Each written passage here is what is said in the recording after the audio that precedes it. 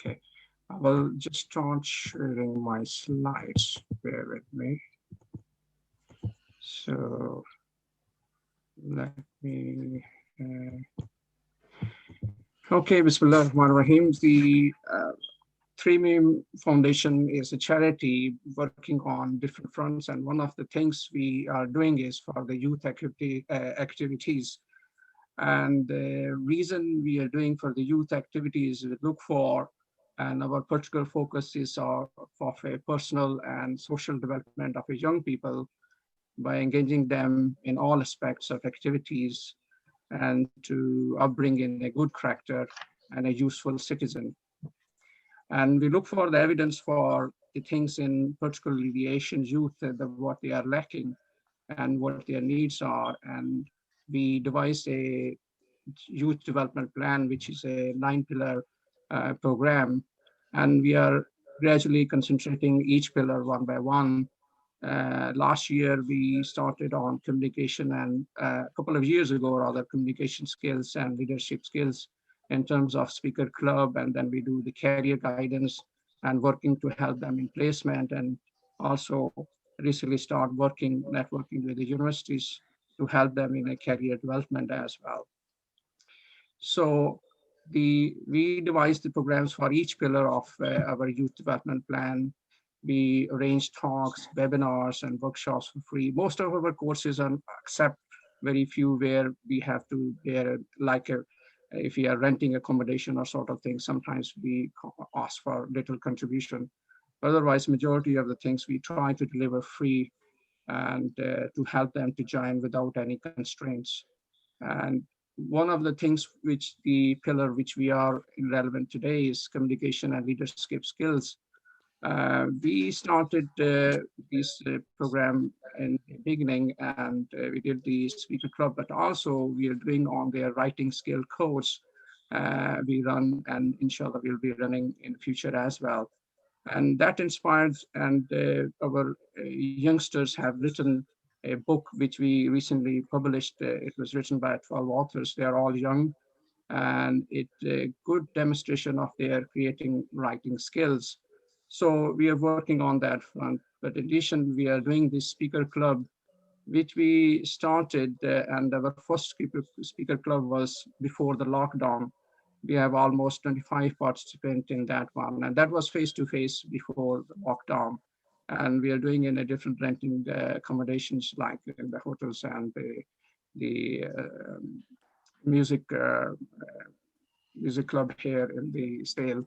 But certainly after that lockdown, we didn't give up and stop doing it. We still continue the activities for the youth, and the second one we did on the Zoom, which we have apprehension, but it worked very well at the end. And we were very successful. In fact, all of our activities since lockdown are on the Zoom or Skype or different social media outlets we are using and keep in touch with. And we have a very good feedback, particularly from our speaker club, that the students and the youth have got really a confidence. Previously, we have like 4 tutors to run the program, but we want to take it slightly at a bit different level and try to keep improving.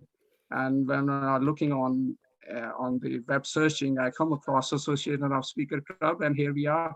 So I'm very grateful for the Association of Speaker Club to give us a hand and help us to develop our speaker club even more. So without any delay, I will give it back to Anne to carry on rest of the meeting and moderate it. Thank you. Thank you, Dr. Tariq.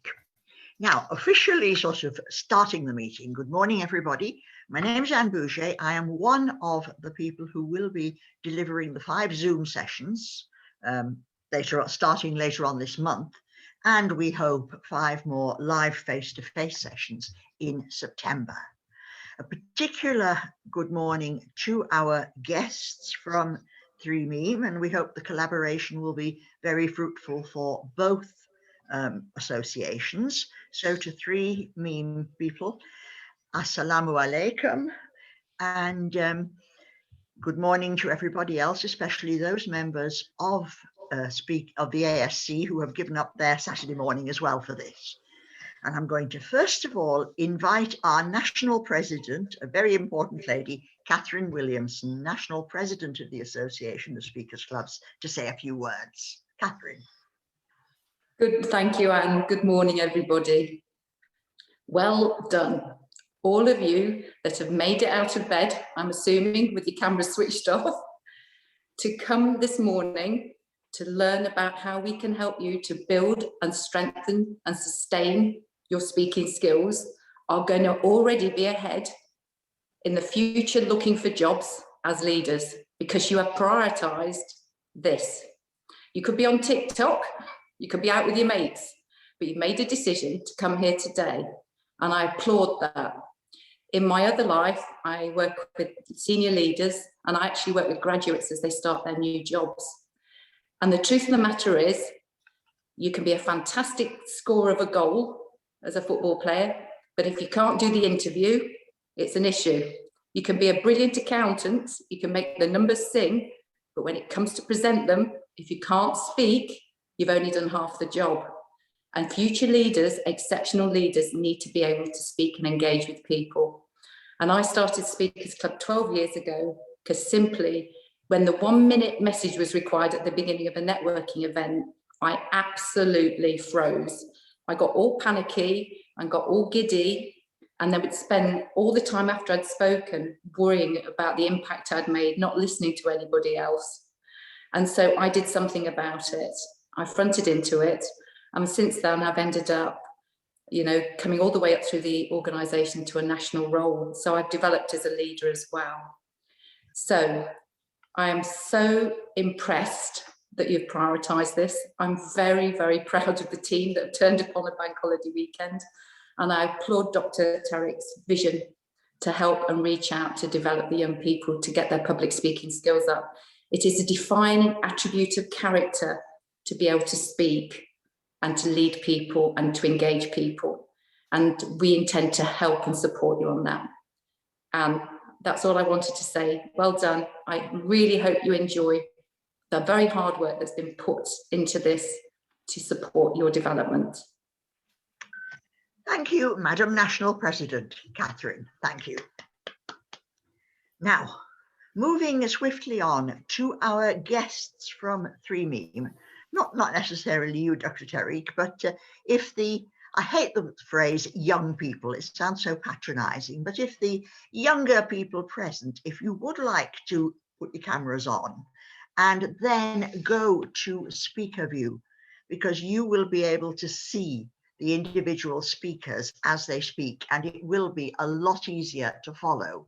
If anybody doesn't quite know how to do this, and I'm probably one of the oldest people here, so Tom is going to have a chuckle because he always likes it when I tell people about using Zoom. If you take your cursor to the top right-hand corner of your screen and click on view, you will get a range of options, including speaker view.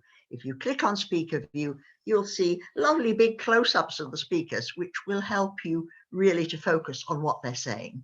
It's a very crowded program, and you will have to concentrate, but if you do, then I'm hoping it will be fruitful.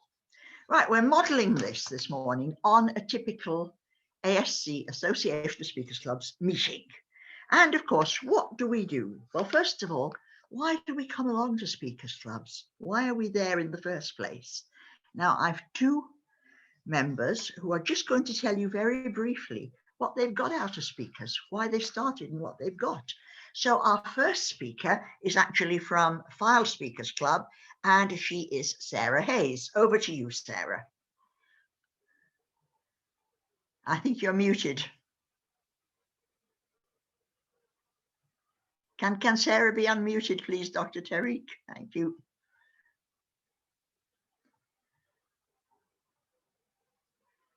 She's still muted.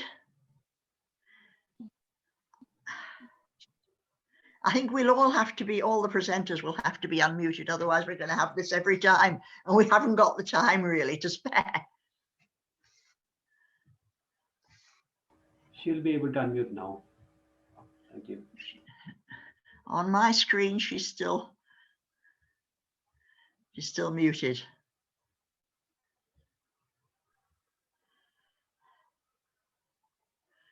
Please, could you unmute Sarah? Sorry about that. I was trying and then the mouse stopped working. Like they do. Yeah. Sorry, Sarah, over to you. Chair, speakers, guests. 4 years ago, I was identified as a future leader in my business, and I was put on a course to help me achieve that. Now, no one knew, because everyone thought I was really confident, that I had a real fear of public speaking. And I thought I had it covered. So I'd man the mic or make sure the presentation was ready and be on hand doing the busy work. My sponsor on that programme, after the second presentation, took me to one side and said, "We've noticed." And my heart sank. I thought, what have you noticed? What have I done? "We've noticed you don't present. And if you want to achieve your full potential, you're going to have to get over it and learn to present." I took that on board, and it took me a little while to face my demons. And I, like Dr. Tariq, Googled who I could go to and found Filed Speakers Club. So on a cold January evening, I walked up the steps to our location on my own. And on my first meeting, I refused to speak. I refused to stand up and speak. I've now been a member of the association for 3 to 4 years through these strange times of COVID. And since joining Speakers Club, I've learned it's not just how you stand or what your PowerPoint presentations say or how you use your body language to speak. Speakers Club gives you so much more content than that. It talks about your delivery styles. It talks about using vocabulary and pace and pitch and how you structure a speech. I went on a course with work and it was very much stand here, don't fidget. Since joining Speakers Club, I have now given tours to all sorts of stakeholders throughout my company, both internally and externally. And I think the biggest group so far I've given a tour to is about 60 people. I've also given speeches. So within my company, it's a very male-dominated environment. We have a group called the Inspiring Women's Network. I've stood up on that stage and explained to both men and women why the Inspiring Women's Network is so important.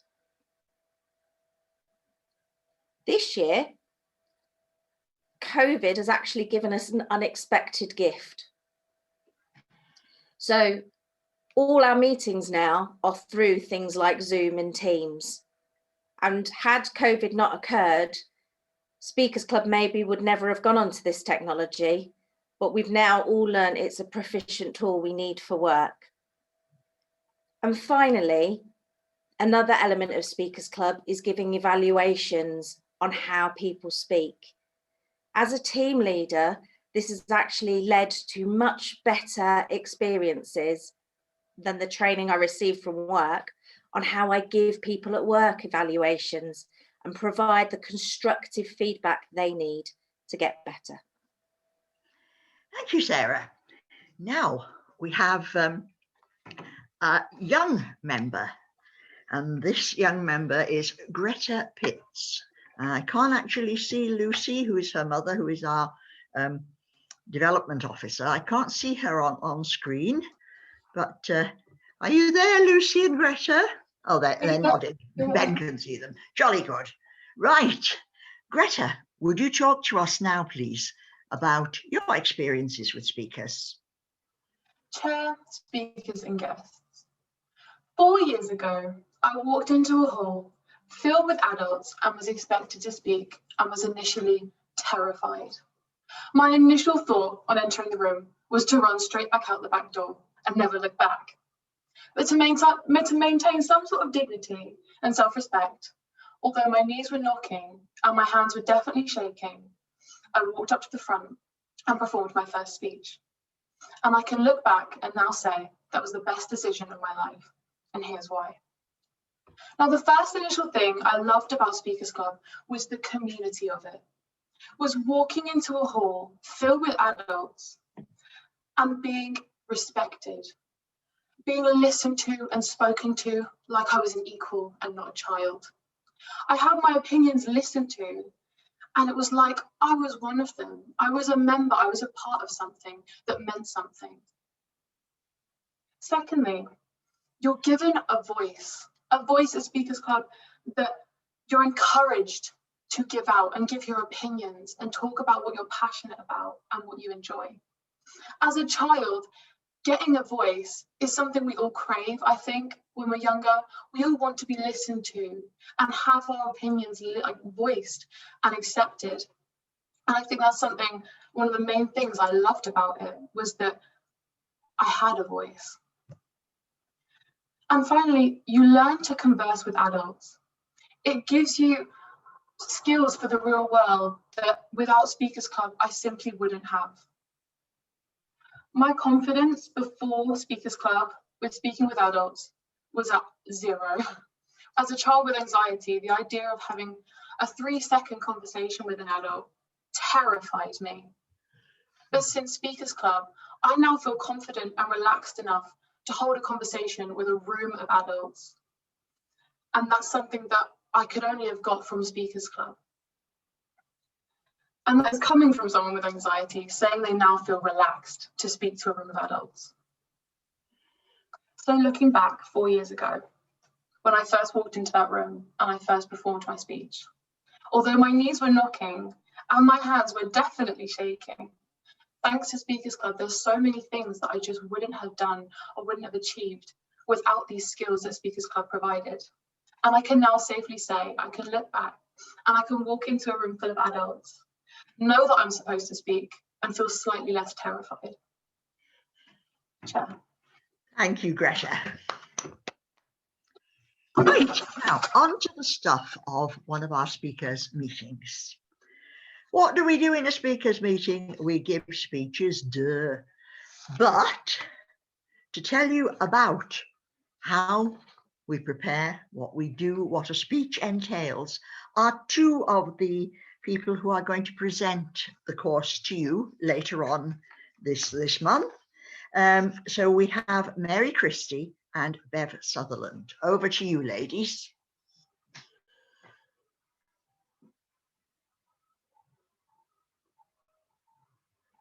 Hello. May I explain, Anne, that my computer's playing up and everyone's disappearing? I don't know if you can still see me, but We it's can't not. see you, My but we can internet certainly... connection's unstable, so although I've written something today, I'm not sure. Well, can you do your best with it, Mary? What about Bev? Is Bev doing anything with this?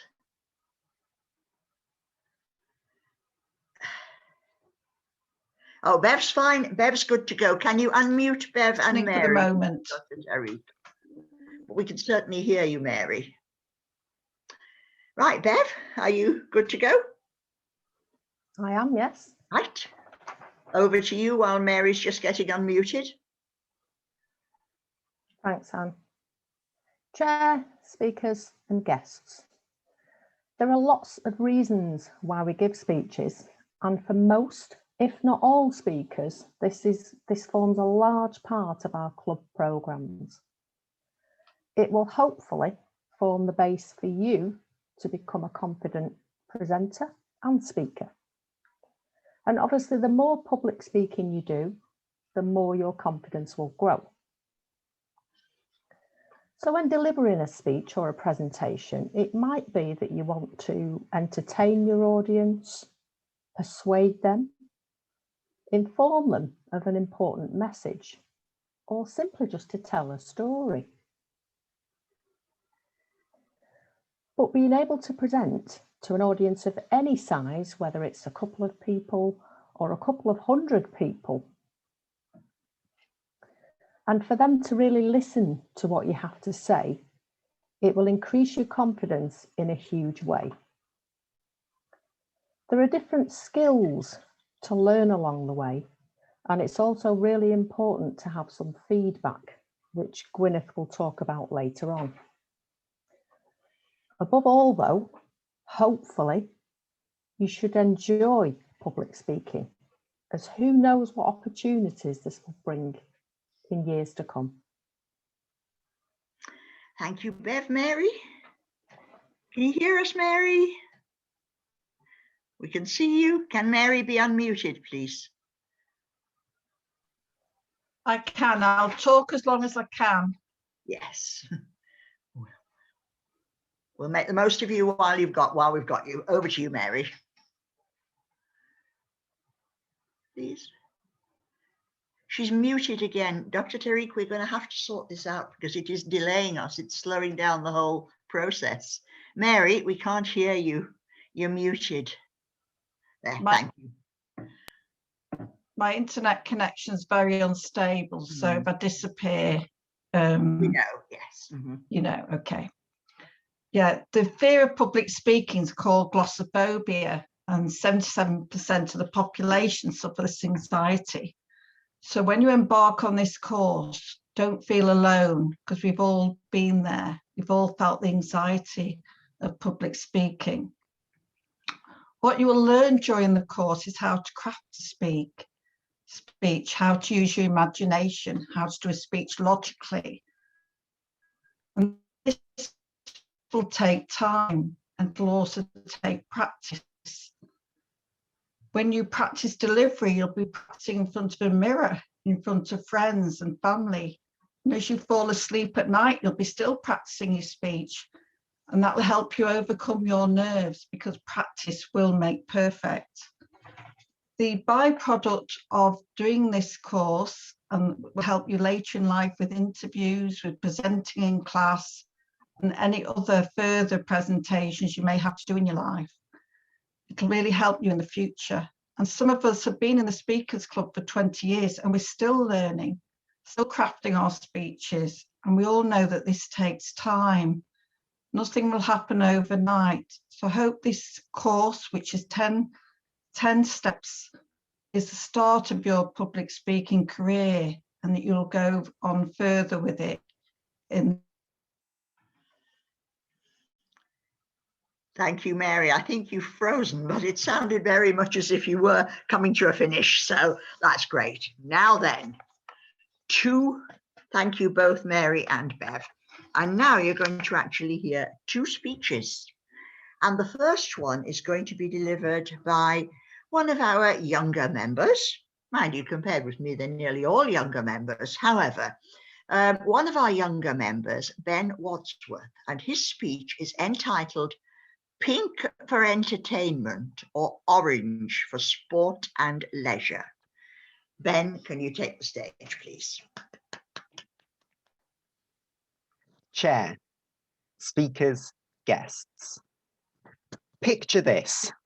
You're playing Trivial Pursuit. Roll the dice. It's a 3. Pink for entertainment or orange for sport and leisure?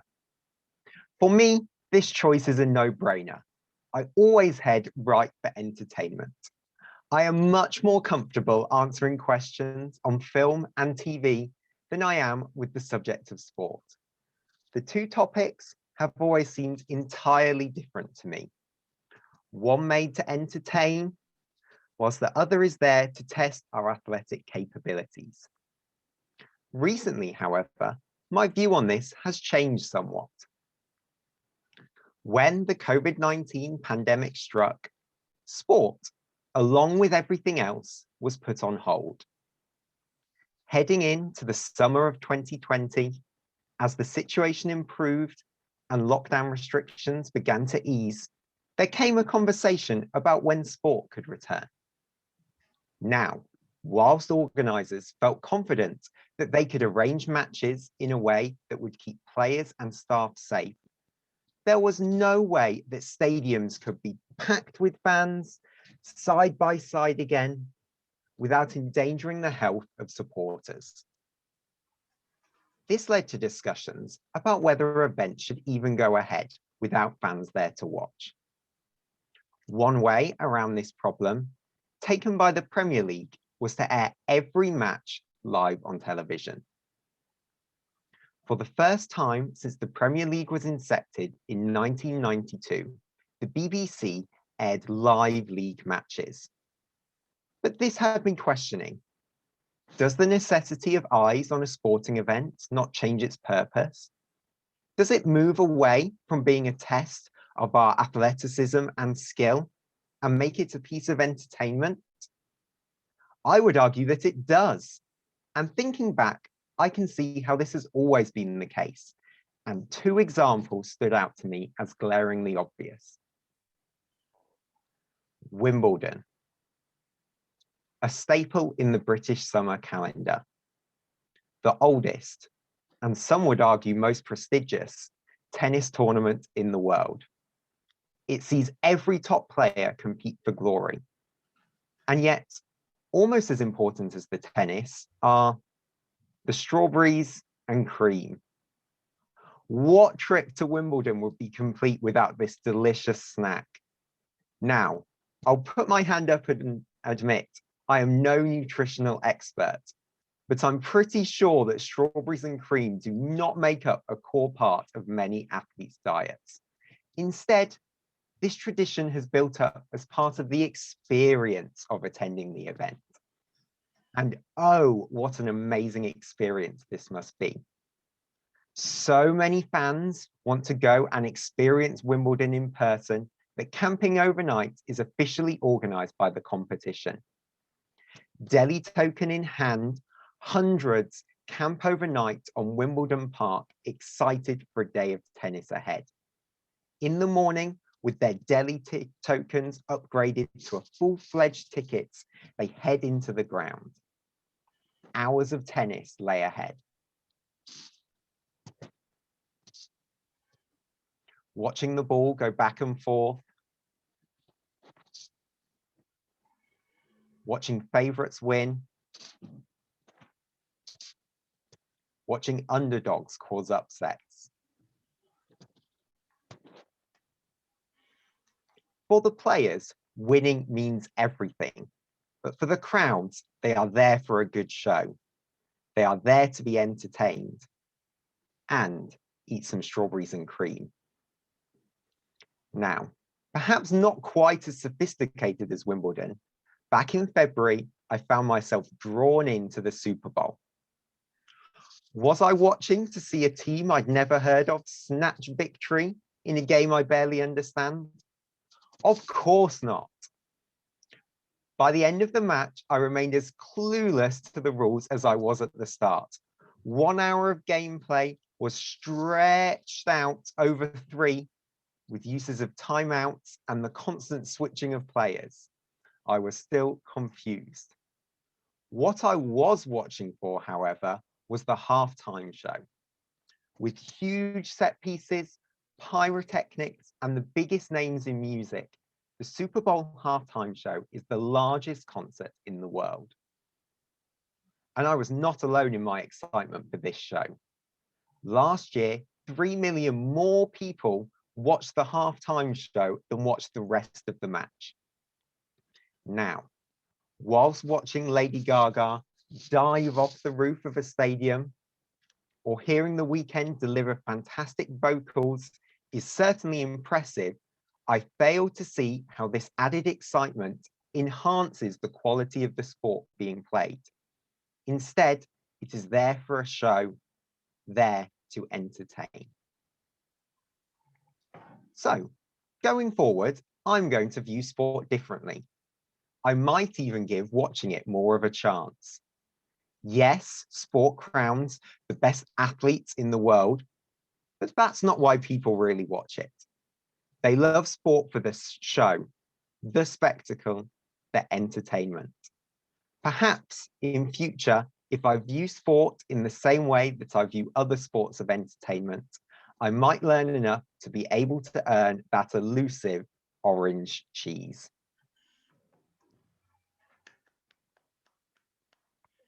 Thank you, Ben. Dr. Tariq, I noticed that a lot of your guests are not actually using their cameras. And it means that they can't obviously see the speakers, and therefore they are missing out a lot. You know, please, could I ask everybody, please, to go onto camera now? This is important. If you want to get anything out of this meeting, it's more than just listening. It's right. Well, very nice to see you all. Good. Thank you. Right. Lovely. Okay, fine. Thank you very much. It's all right then. In that case, if you wish to hide your blushes now, you can go off camera. Thank you. I hadn't realized, of course, it's not a two-way process. You'll have to forgive me. I'm an old lady. I get these things confused sometimes. Don't I, Tom? Yes. Right. Another speech now. And this one has got the rather intriguing title, Are You a Buzzkill? So, to ask us, let us find out whether we are buzzkills or not. Please welcome Nerys Jones. Chair, speakers and guests. What bugs you? What makes you flap? What sends you screaming for the hills? Spooky spiders, a shock, a horror, or perhaps poor punctuation. What about when you're chilling in the garden? It's a warm summer's day, blue skies, the smell of fresh cut grass. You're sitting in your new swanky deck chair with a good book and an ice cold beverage, and you hear the dreaded sound. Zzz, zzz, zzz. So you give yourself the automatic pep talk. Don't move, stay still. You're bigger than him. Yeah, you're a giant. He's more afraid of you than you are of him. And you try not to spill your drink, but the little fella invades your personal space and panic sets in. Ah! Yes, bees, they make me flap. They send me screaming for those hills. They absolutely terrify me. But what terrifies me more is the fact that bees are dying, being murdered every day. Bees need saving. We need to save them. And I'm going to tell you why. Bees are wonderful. Bees have been thriving for 50 million years and have been an important part of mankind's development. Beeswax was used by the Stone Age man.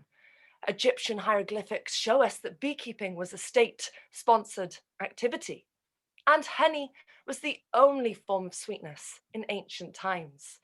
And look how popular the bee is in our culture. Charles Dickens named a character Mr. Bumble in Oliver Twist. Muhammad Ali goaded his opponent by saying, float like a butterfly, sting like a bee. And Chaucer even coined the phrase as busy as a bee. And why are they so busy?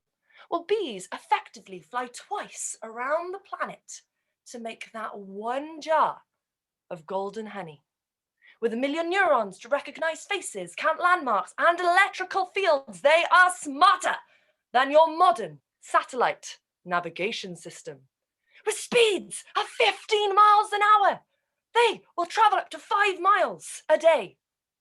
They'll visit 100 flowers in one trip and make up to 10 of these trips every single day. Whew, busy indeed. And that's not all. Bees pollinate 3/4 of the crop species that feed 90% of the world's population. They are the world's most important pollinator. So let's have a high five for the bees, because bees are wonderful and we need to save the bees. We need them. I'm not pollen your leg now. We need them. Do you like jam on your toast? Do you like fresh vegetables? Do you like tomatoes? Tomatoes on your pizza?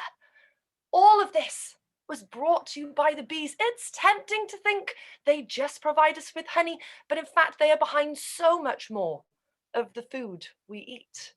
Life without bees would be very dull indeed. Wait for it, there would be no, now this is going to sting, no coffee. Yikes! Bees are a sign of how healthy our environment is. By pollinating, bees are basically on one great big floral shopping trip, making their own food. They create their own antibiotics to keep their family healthy. And we are the lucky ones to have beautiful flowers and scrumptious food as a byproduct. It has been estimated by researchers that the human race would survive a matter of 4 years without them. So yes, we need the bees. We need to save them because we need them. We are to blame. We are killers, battling it out against climate change and loss of natural habitat due to human ignorance and meddling. Bees are up against another human killer, pesticides. Bees have been in decline since World War II because we changed our farming to mass crop fields and started using these synthetic fertilizers. In 50 years, there's been a 300% increase in crops. We have systematically eliminated plants for bee survival on a mass scale. Then, the fields the bees do use, we've sprayed with poison that they ingest. This poison infiltrates the hive and subsequently murders the entire family. In less than 50 years, the UK has lost 17 species of bees, a further 35 under threat of extinction. There is now overwhelming scientific evidence that these pesticides kill bees. So yes, we need to save them because we are to blame.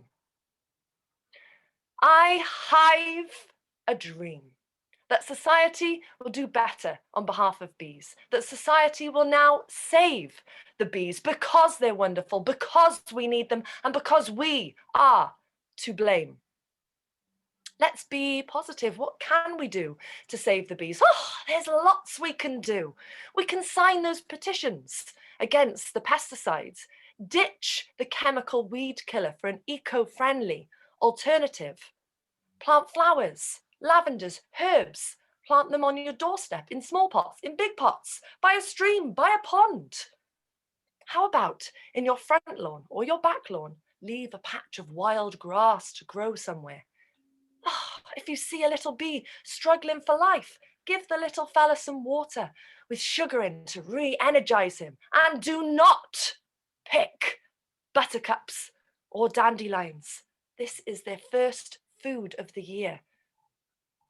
I hive a dream that everyone in this Zoom room will now help me save bees. Don't be a buzzkill. If you would be so humble to join me. Plant seeds. One small act. So the big question, can you be bothered to save the bees? No. To be or not to be, that is the question.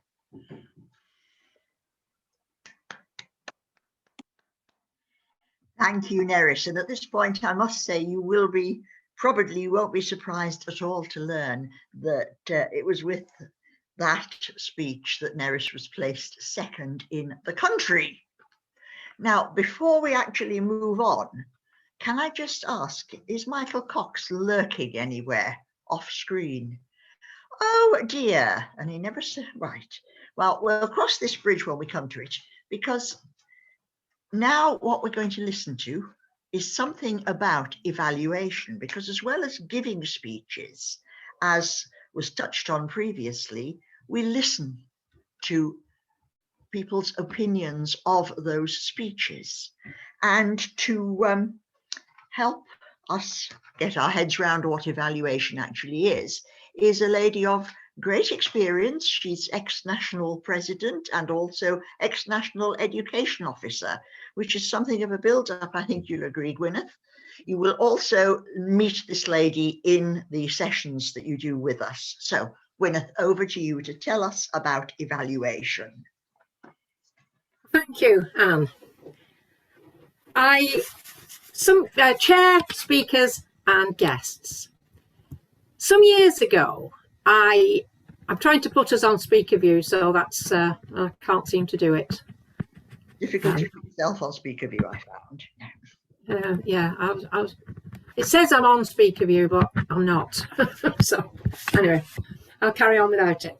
Sorry. Some years ago, I started a speakers club in my hometown. And of course, I needed members. I needed to promote the club. But social media wasn't an option in those days. And so I went along to a business meeting. And there, anyone trying to promote a new business was given 30 seconds to speak to the audience about what the business was and what it might do for them. There were about 15 other people there, different sorts of businesses. One was a hairdresser, one was a dog groomer, there were market people, all sorts of different businesses. And each one stood up, and as they did so, I noticed how very, very nervous they all were. Some of them had obviously never spoken to an audience before, and 30 seconds must have seemed like a lifetime to them. And the second thing that I noticed was that as each one came to the end of their 30 seconds and they sat down, everyone said to the person next to them, "Was that all right?" And of course, the person next to them said, "Oh yes, yes, it was very good." And this, of course, gave me all that I needed for when it was my turn to stand up. Because I said, if you join my speakers club, not only will you gain the confidence to speak in front of an audience of any size, and possibly about a variety of subjects, but also you won't need to turn to the person at the side of you to say, "Was it all right?" Because you will have been allocated an evaluator. Now, the word evaluate means to bring the value out of something. And so that evaluator would consider your speech. They'd take all of the good things they've seen in it, what they saw, first of all. Did they see a confident person standing there? Did they see someone who was using their hands to help to describe what they were talking about?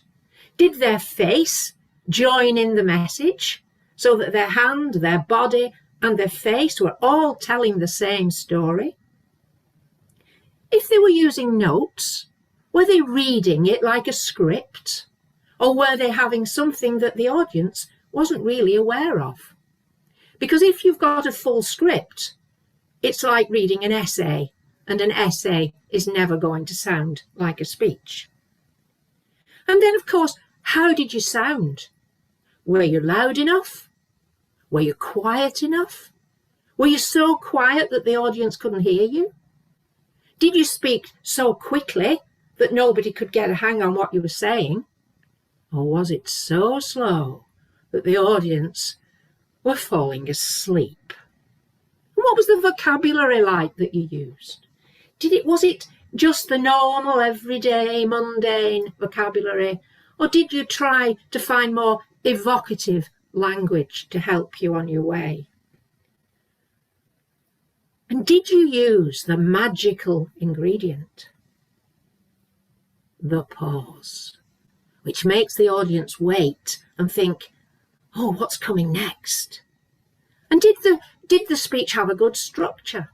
Did it have an obvious beginning, a middle, and an end that everyone knew you'd ended?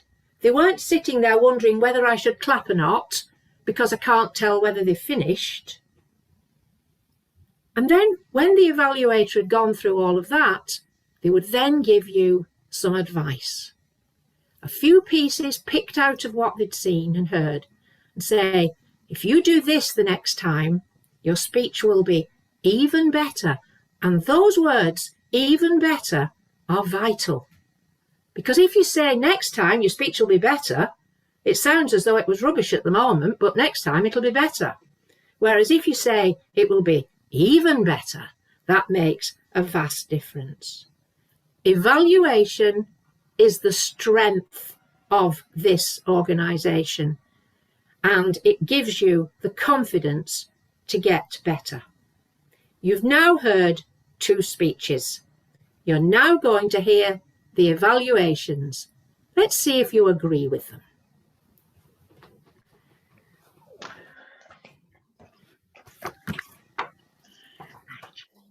So we are going to hear 2 evaluations, and first of all, to evaluate Ben's speech, Sarah Hayes from Filed. Sarah, who I think will, she's unmuted. Chair, speakers, guests. Pink for entertainment or orange for sports and leisure? Now, I may have been being dumb before today's meeting because it only occurred to me as the title was read out, we were discussing Trivial Pursuits. Though I had the agenda before today, it just hadn't clicked. However, our speaker spoke in a beautifully clear voice with every word said with clarity. It had a great start, and we had a couple of full starts where we thought you'd ended, but the strong ending of the elusive orange cheese wedge, we knew you'd all finished at that point. The speaker made great use of the space within these tiny little Zoom boxes and used his body language, his arms and his head to illustrate all the points he was trying to make. When he said, picture this, and put his hands up, or when his head watched the counter move along the games board, and we all in our heads imagined playing Trivial Pursuits and working out which way we'd prefer to go. The speaker also had good eye contact and never seemed to waver from having that contact through the camera with each and every one of us. When we watched the counter move along the board, the speaker also used the pause with elegance, I think, because again, it's that time you count and work out which way you were going to go. There was lots of great word pictures in here, and that can only be achieved with, as Gwyneth put, evocative vocabulary. So we snatched victory and we tasted the delicious strawberries. And I personally, as an evaluator, like language that evokes your senses, be that a memory, be that a smell, be that a taste, be that a feeling. There was definitely humour used throughout this speech, very gentle humour, and how the most important thing at Wimbledon was the strawberries and cream. And I could not agree with you more. There was no obvious use of notes, though those could be on your screen. It's just impossible for us to tell through Zoom. And I enjoyed this speech very much because I would always pick pink too, whereas orange is probably a weaker subject. Although I do see it for the entertainment it is, especially when we're watching Premiership football and the dramatic fouls and falls that are played out on the pitch. I would recommend that this speaker next time consider use of pause when he asks the questions. So we were asked questions that were rhetorical, but we weren't really given enough time to quite think those over and form an answer, even mentally, to provide back to the speaker. However, I hope you earn that elusive orange wedge. Thank you, Sarah. Now, it's just as well that we're watching the main speakers most of the time, because you probably won't have noticed me going at one point recently, because I was beginning to wonder whether I might have to evaluate Nez myself, but no, Michael Cox was lurking there on the fringes, and I'm going to invite him now to deliver an evaluation of Nez's speech, Are You a Buzzkill? Michael. Madam Chair, can I have the time for the speech, please? I missed it, I'm afraid. We're not strictly timing. I'm sort of panicking and That's fine. waving the stopwatch about if it gets overtime, and I didn't have to do I that. shall follow your stopwatch waving with bated breath, Madam Chair. Right, here we go. Chair, speakers and guests. This was a fantastic speech, as is always the custom when our member for Cardiff, Mixed, gets up to do her thing. We were treated, weren't we, to an energetic, lustful performance that ran away with itself with aplomb aplenty. The humour, in particular, with this speech is remarkable. It kind of just rolls off the tongue in some sort of machine gun-esque charge, and we're constantly waiting for the next sentence because we know it will be delivered with impact and will be very humorous indeed. The speaker, as always, carried herself with fantastic pace, pitch, and pause. 3 key skills for any speaker, novice or experienced, but I was not surprised at all to hear those skills evidenced this morning.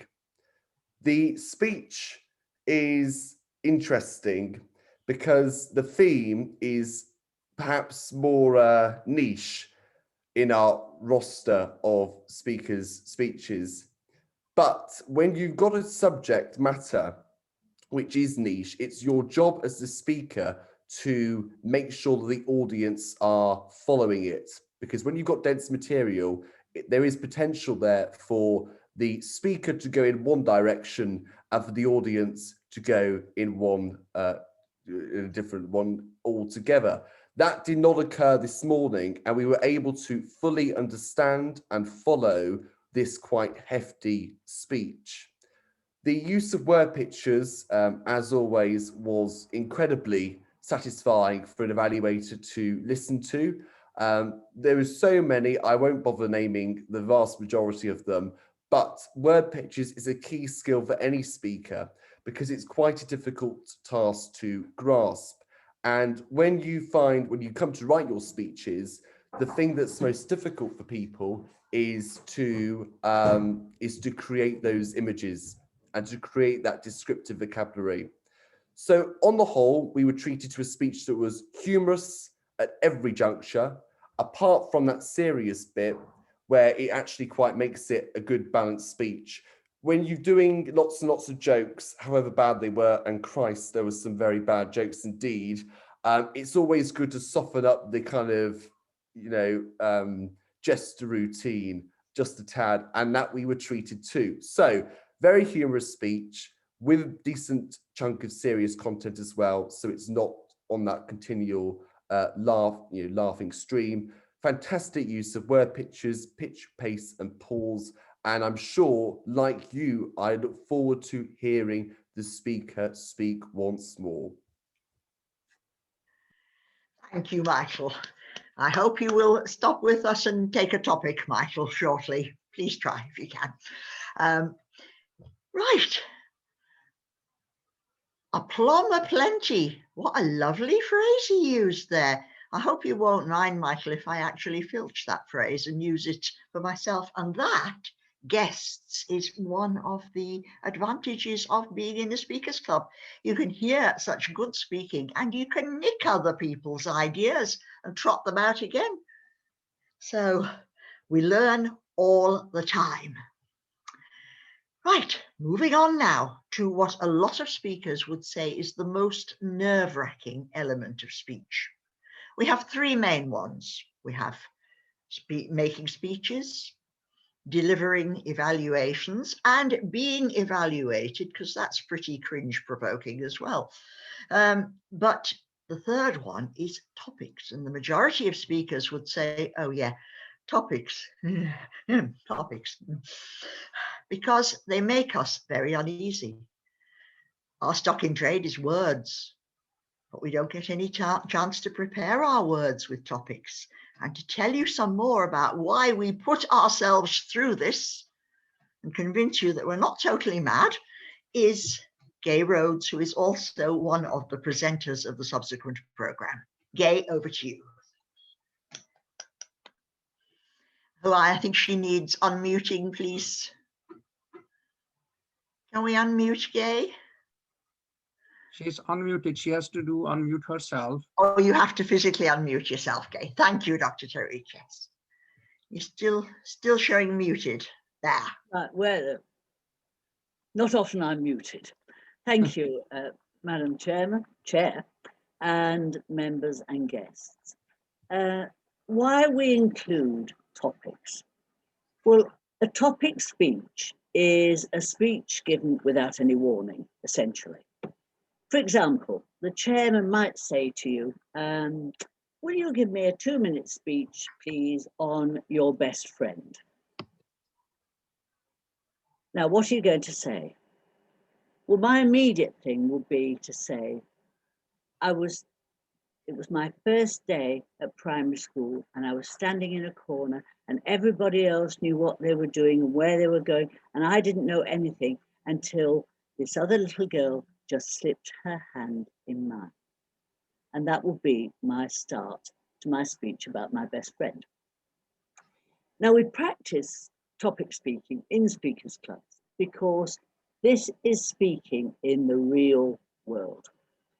It's being given a title of something and being asked to give your views or your opinions on it, perhaps for 2 or 3 minutes. You may be given a little bit of time to prepare, a couple of minutes or so. If you're fairly experienced, you will probably manage without any notice. That's a challenge.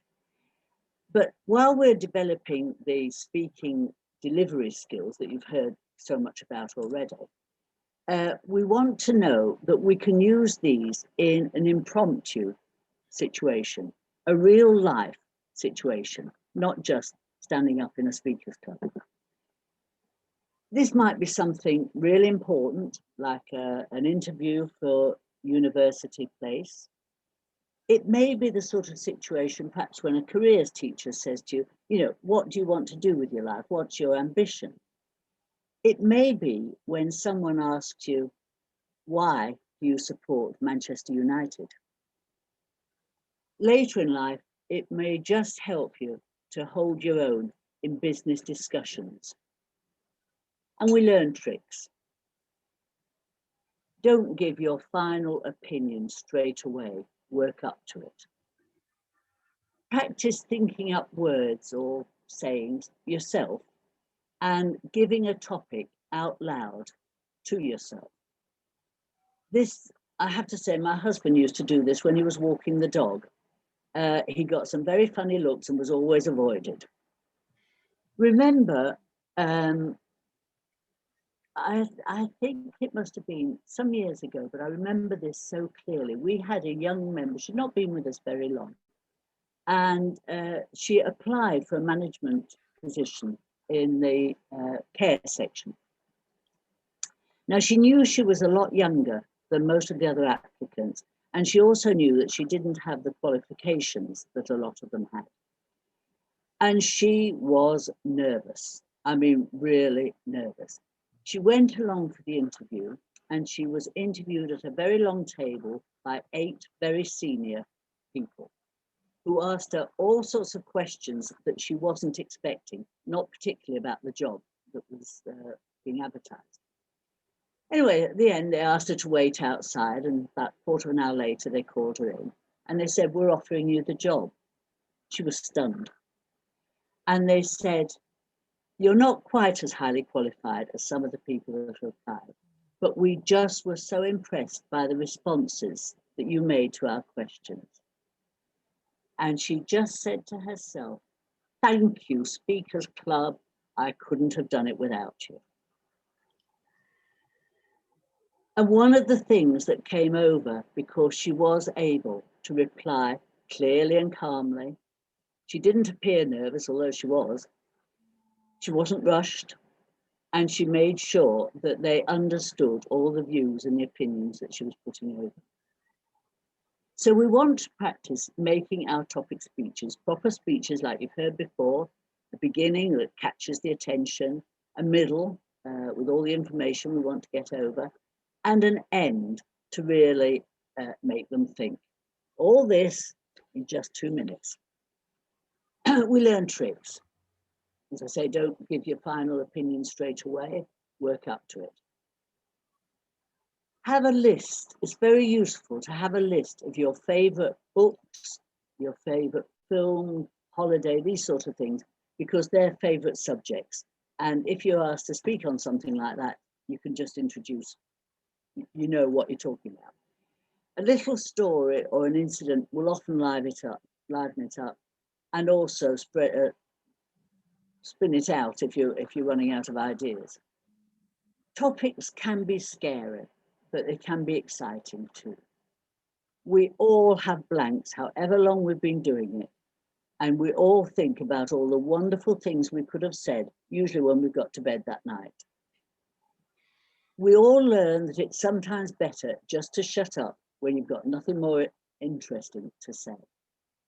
But you know, just sometimes this happens, that somebody will come along, perhaps somebody from another club, as in our case, and they'll say, do you know, I remember a topic you did, oh, it must be 4 or 5 years ago, about,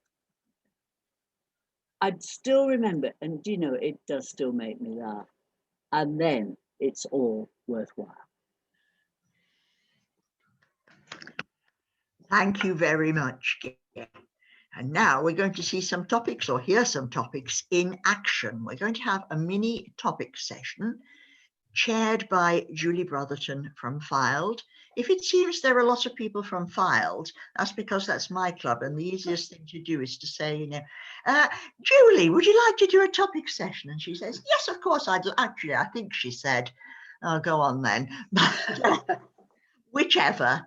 We are here, as you might have noticed, from Wales, from the south of England, from the Manchester area, from Scotland, from all over the show. And a fair few of us are from the Filed Coast. So over to you, Julie, as topics chair. Julie Brotherton. Chair, speakers, guests. Of course, today is the 1st of May. And the 1st of May is often taken as a public holiday in many countries. The origin of the 1st of May celebrations are to celebrate generally the festival of spring. So it's on that subject I'm going to ask Ben Wadsworth to give us a 2-minute topic on the subject of dancing. Chair, speakers, guests. Now, this may surprise you, but I actually have quite a lot of experience in dancing. From the age of around 7, I participated in tap dancing lessons, inspired by my brother, who was in turn inspired by the film Mary Poppins. Now, I'm sure some of you know the scene. On the rooftops of London, there is smoke drifting everywhere. And then out of the chimney jumps Dick Van Dyke. Following him from chimneys all over the city, we have chimney sweeps. Pop, pop, pop. They jump out and then in unison perform a fantastic routine, jumping across the rooftops, swinging arm in arm, all while tap dancing. Inspired by this, my brother and I took up dance lessons, in particular tap. There we learnt the basics to begin with, which, to be honest, is mostly just walking in a straight line. Step, step, step. But after years of training, we honed our skill, performed routines on stages, to Grease Lightning, wearing our leather jackets, or New York, New York, wearing our tuxedos and top hats. Even at the age of 8, you can find a tuxedo and top hat that can fit 2 brothers. I loved my experience dancing and I'd recommend it to anyone. Fantastic. It was almost as if that subject was chosen especially for you. Another aspect of celebrating the 1st of May at many festivals is singing. So Greta Pitts, can I ask you to give us 2 minutes on the subject of singing? Chair, speakers and guests, singing is something I absolutely love, not just at May, at all times of the year. It's one of my favourite things to do. A couple of years ago, I performed a musical to do with Grease Lightning, and it was all for charity, and I got to sing in front of hundreds of people. And relating back to Speakers Club is something I would have never been able to do without this association and having the confidence to stand up there and perform. Singing is something that has been a part of my life since I was teeny. I was always singing songs. Everywhere I went, I'd be singing something, humming along. And still to this day, I get told off in lessons, Greta, is that you humming at the back of the classroom? Yes, miss. Sorry, miss. Constantly singing and humming along to everything. I also think singing is an incredible way to express yourself and to have fun and enjoy yourself, along with dancing as the previous topic. It's just an amazing way to enjoy yourself and have fun and express yourself, and I completely adore it.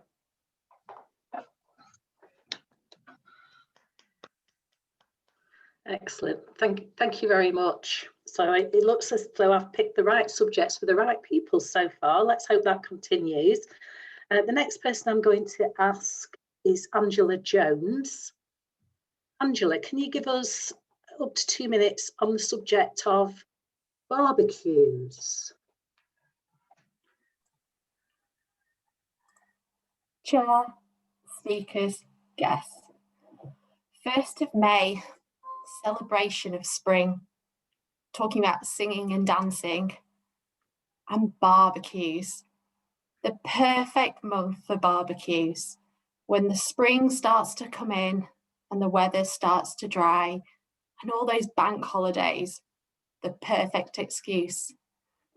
Now, May is actually my favourite month of the year, not just because of singing, not just because of dancing, and not just because of barbecuing, but because it is my birthday. And this is definitely the perfect excuse for a birthday barbecue. And chef of the barbecue has to just be my dad. He'll pop his pinny on, open up the barbecue, any excuse. So birthday is the perfect excuse. He'll be putting burgers on there, sausages, chicken, whatever we fancy. So I know that definitely on the 29th of May, for my birthday, I'll definitely be enjoying a lovely barbecue in the garden with my dad. Thank you. Fantastic. So another element of the festivals in some countries is the use of bonfires. So can I ask our national president, Catherine Williamson, to give us 2 minutes on the subject of bonfires? Bonfires. Topics, chair, guests. Very spring-like top bonfires. Well, I was listening this morning to the radio, and it transpires that my £5,000 wood burner that I didn't buy unwritten in the kitchen, but inherited from the last people, is no longer allowed to burn coal or wood because it's illegal. So probably the only way I'll be able to use up the vast amounts of coal and wood we've got for winter is to go out and do a lot of bonfires in the garden. I'm not sure that's going to help the O2 or CO2 levels a bit. For me, bonfires are not a spring-like idea. They're a November, remember the 5th of November. And also because my name is Catherine, and Catherine the Great, she didn't have a very good end. She ended up on a Catherine's wheel. So I'm obviously really rocking the lambs and the chicks and the Easter bunnies with my response to bonfires. But that's the point with topics, it gets you where it finds you, doesn't it? However, bonfires are joyous things when you've got a toffee apple and an Easter egg. Chair.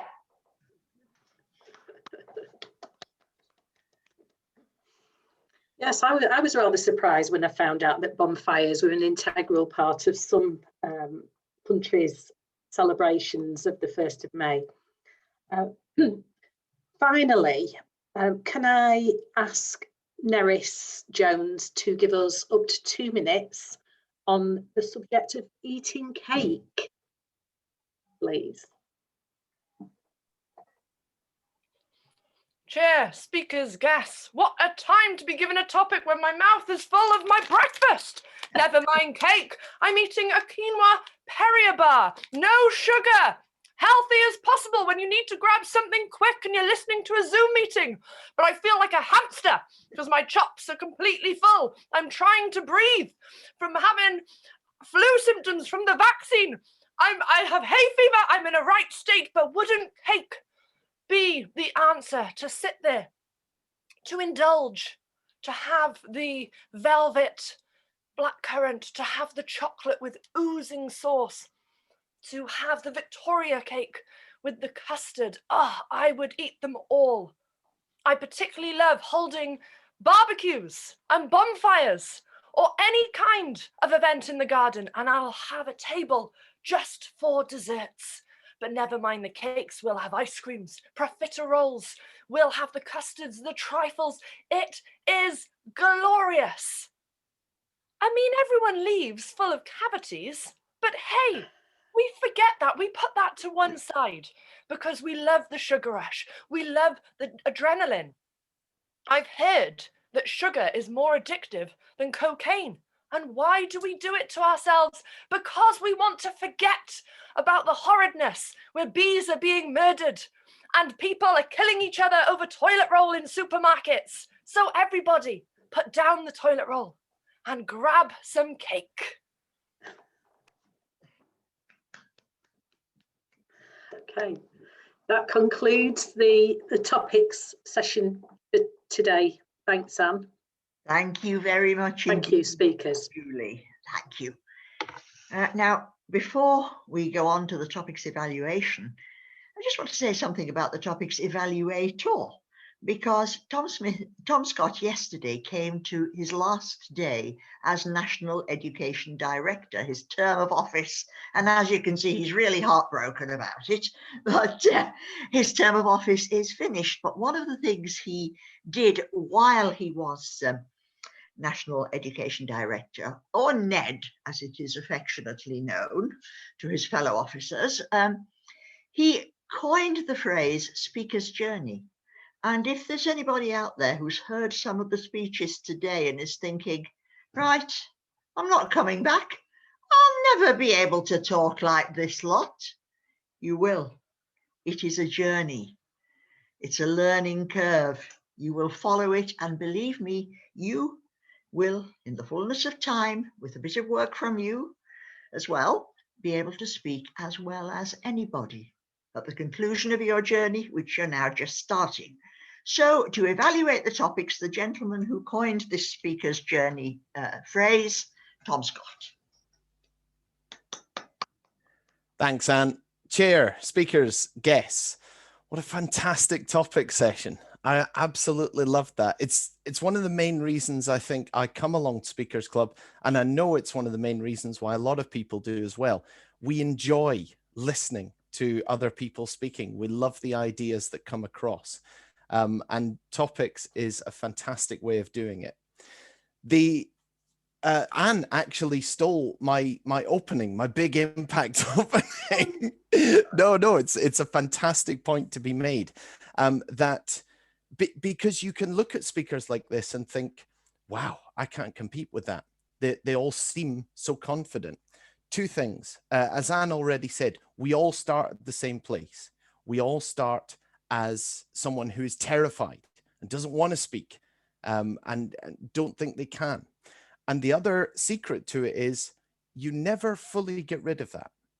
You never lose it. And I'll pick up on one of the speakers in particular who showed that you can still manage those fears and butterflies and still deliver. So first we had Ben and his dancing, which this, in fact, I'll take the first two speakers because Ben and his dancing and Greta and singing had the same positives and one thing I'd like them both to work on. The animation, the vocal animation, the vocal athleticism and the physical animation in their delivery was fantastic. And the reason why we look for this is because in this square, in Zoom, so much of the speaking experience is missing compared to physical delivery. And so we have to make up for that. We have to make up for that by asking more of our hand gestures, asking more of our voice. And the speakers, Greta and Ben, managed that today. They reached out to you with their animation and their enthusiasm. But the trap that they both fell into, and this is very, very easy to do in topics, and I'd like them both to try and work on it, is relying on a personal story. I think it was Bev earlier who said stories are a brilliant way of reaching out to people, of describing things, of putting a message across. And that's absolutely right. You should use stories. You should develop storytelling. But a speech can't be entirely a personal account. So for Ben and Greta, keep all the delivery elements. Just consider the balance between personal narrative and a talk or a speech. Angela and barbecues. Well, I think I'll zero in on one particular point on this speech. This was an example of what Gay was talking about earlier. The not introducing your main idea straight away. There was a fantastic introduction, a really strong build-up towards the sort of core point that Angela was making about barbecues. This was a good opening. If you want to see and if you want to take an example of a good introduction, Angela had that today. But at the end, don't say thank you. Don't say thank you. That we say thank you when we're not sure that we've hit our last line. And I think it was what Anne or Gwyneth was talking about, when people aren't clapping when they should. You say thank you because you want them to clap so you can get off stage. Have the confidence in your last line and remain silent. That will indicate to people, I'm done, you can start clapping. And Catherine. Now, Catherine is our national president. She's delivered loads of speeches.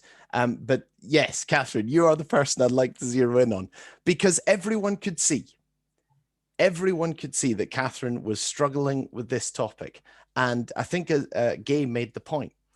Anyone, absolutely anyone, from someone who's brand new to a national contest winner, can struggle with a topic. So don't worry if you go on the course and you get something that you're asked to speak on and you struggle with it. Don't worry at all. Take the points from Catherine. Establish a problem early on in the topic. Drop in a story. Use it as a tool and maintain your enthusiasm for the conversation that you're having with your audience. Take all of these examples of strength that we saw from Catherine's delivery, and she also avoided another thing that could have easily been done, which is apologizing. A lot of speakers, when they are struggling, when they've got something that I really don't know where to take this, they apologize to the audience because they don't think they're giving them what they need. But that makes an audience uncomfortable if you're just constantly tripping over yourself and apologizing. So don't. Follow Catherine's example. Stick with the delivery. It works. And finally, we had Neris. Now this is just a fantastic example for me to wrap up all of the points that I've been making so far. So Neris, you are formulating my conclusion here. There's a lot of the time a debate, a false debate, over whether delivery or content in speeches is more important. And it's an entirely false debate. It's always a partnership.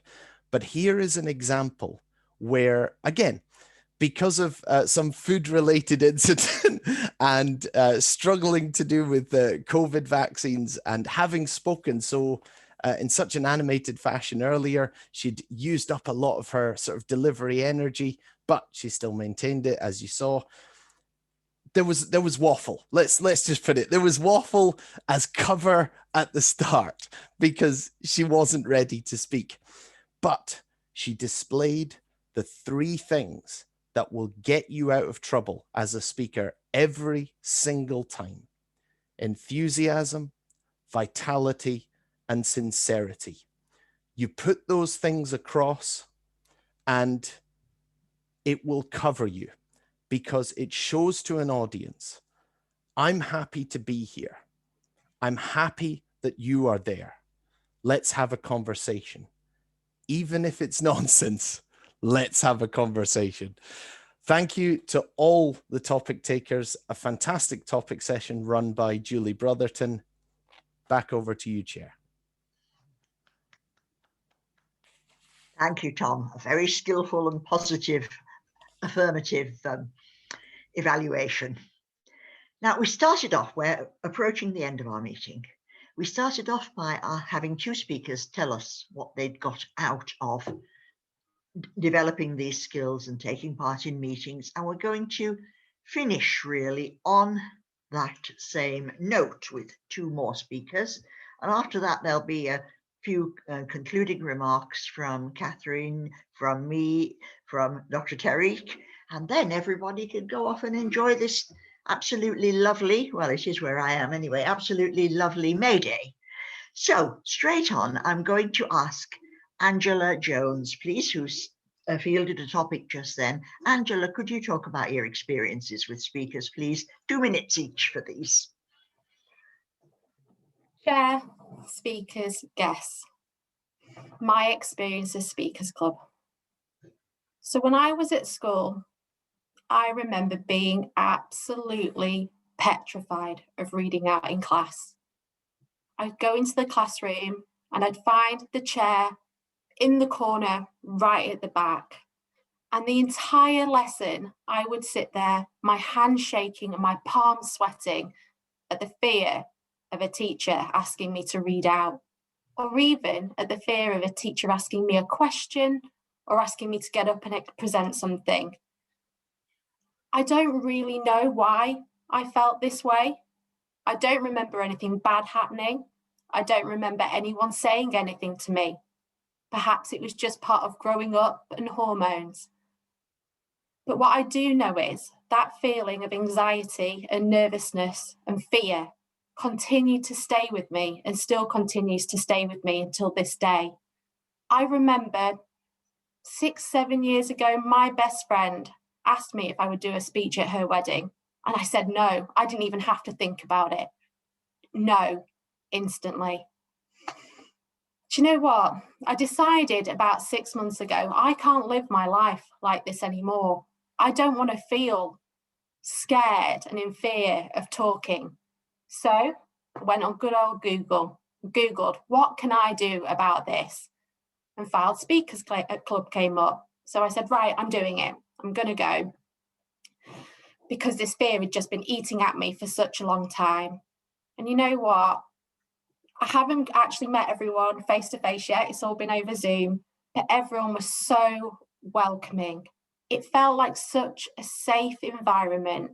Everyone was super supportive and helpful. And what was even better was that every single person's reason for being at this club was for exactly the same reason I had.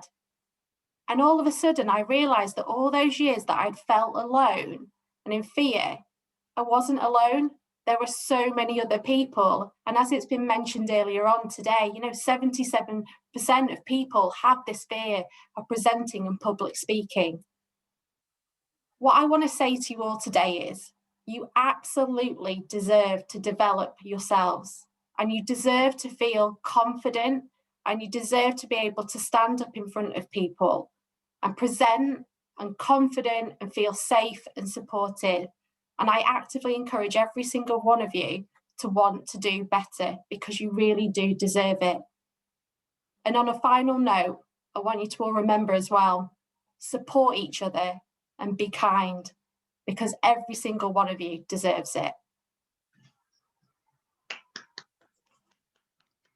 Thank you, Angela. And now, please, some words of wisdom from Ben. Chair, speakers, guests. I joined Speakers Club about 2 years ago now, and it's for similar reasons as we've heard throughout the meeting. I did not feel comfortable speaking in front of groups. I'm a tutor and so work with children, and even speaking to a group of 6-year-olds or 9-year-olds, I felt uncomfortable. So I decided I needed to do something about that. I went along to speakers, and for my first 2 sessions, I did not stand up and speak. I just felt the nerves. The next time I got up, I tried a topic. I think I spoke for about 15 seconds, awkwardly paused for 15 seconds, said thank you and sat back down. But by going and continuing to go to speakers, listening to others, picking up from feedback I heard from them, learned from evaluations of myself, I grew and grew in confidence. The main thing I've got from speakers is just giving it a go will help build your confidence. I really hope everyone really gives the most to this course and just gives speaking their best go. Thank you, Ben. I think we've all been there with the nerves. Right, moving on. Catherine, do you have any concluding words for us? I do. I'm just sat with the moment. My emotional reaction to what both Angela and Ben have just shared with us, I think it's absolutely incredible. And within that, vulnerability is real strength and a call to action for anybody else that can identify with where they're at. In terms of the ages of the people that are, well, you that are intending to join and come to our meetings, there'll be a point where you want to drive a car. And if you think that you're going to get in that car and immediately drive it straight down the road without kangarooing it for at least 3 lessons, then you have been failed in that richness that the learning to drive a car experience will serve up. And I think in life, we're wholly unrealistic about how we expect ourselves to be confident at things that we've never really practiced before.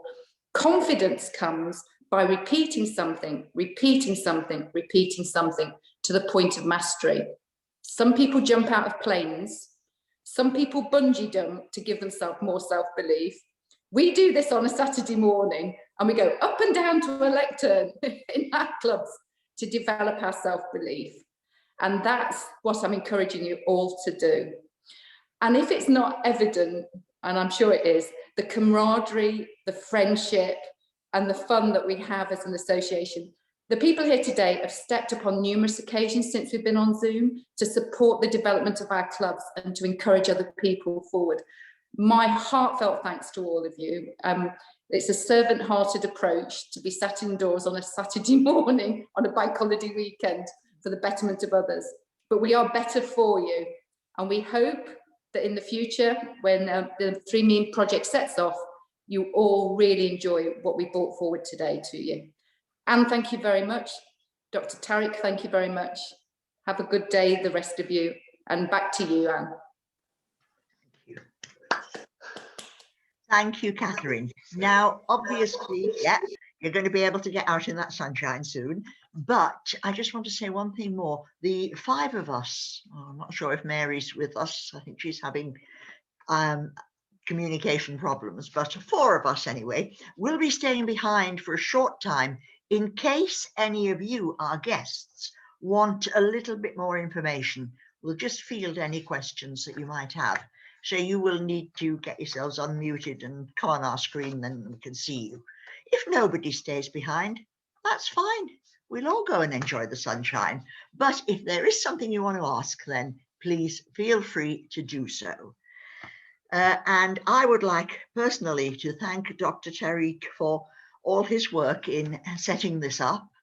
It's been a good, satisfying, and I hope informative morning for everybody. We look forward to steering you all on your speaker's journey, from I think it's the third Saturday in May. So I think that's in 3 weeks' time when we Yes. start. And have a wonderful weekend and happy speaking. And that's the trouble with speakers. They always think of something more to say. But just one thing does remind me, on one occasion, for whatever reason, I was not feeling like speaking at all, and I had to stand up and give a speech. I was announced, people started clapping, I stood up, and I had to pick up something which had rolled under the table. Nothing had rolled under the table. What had happened was that my body was saying, no, and had taken me to hide under the table. And it was an almighty effort of will to crawl out and say, sorry, dropped something under the table, and go up to the lectern. Well, that was after I'd spoken for ages and ages and ages. So we have good days and bad days, but hopefully we can always come through the good days. My thanks to all my colleagues from the ASC for the work that you've done today. Dr. Tariq, I don't know if you want to say anything else. I think you have covered almost all, but I would say that I'm very much overwhelmed with such a good presentations from all the speakers and the beautiful stories. And I think we have come across when we done the 2 speakers clubs that when the first day when they join in the speaker club and last day when they're delivering the speech, they were totally different. And as they coined the phrase, the journey, I like that. That was excellent. And I think probably it is a journey from this thing, but I will especially thank you all for putting so much effort and coming on the Saturday, and hope that we are very enthusiastic, and hopefully all the children will learn and be able to speak with confidence as you guys did today. Thank you all. Thank you, Dr. Tariq.